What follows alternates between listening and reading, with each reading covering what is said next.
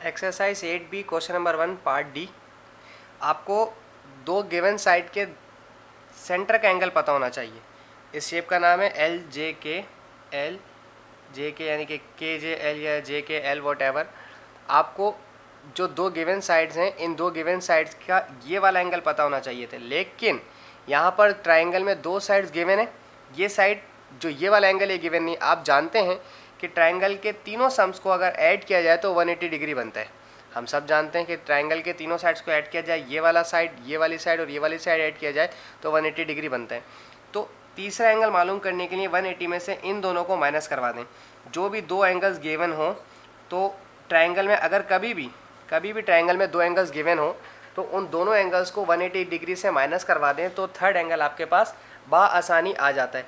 ये ज़रूरी नहीं है कि आप ट्रिग्नोमेट्री रेशियोज ही कर रहे हो, आप कहीं और भी किसी भी जगह पर अगर आप ट्राइंगल के दो एंगल्स दे दिए जाएं और तीसरा एंगल मालूम करने को कहा जाए तो सिंपल 180 में से दोनों एंगल्स जो गिवन है उन्हें माइनस कर दें।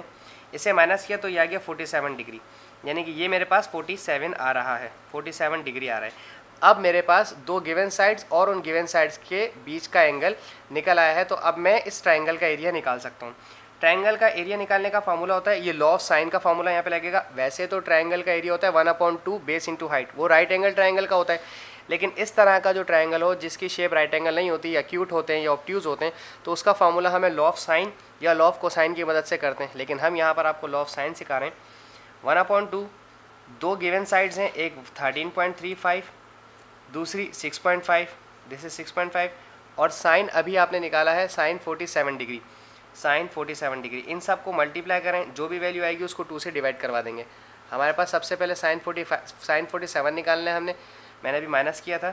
दिस इज साइन 47 डिग्री, ये आंसर आ गया 0.731। इसको मल्टीप्लाई करवाना है मैंने 13.35 से, दिस इज 13.35।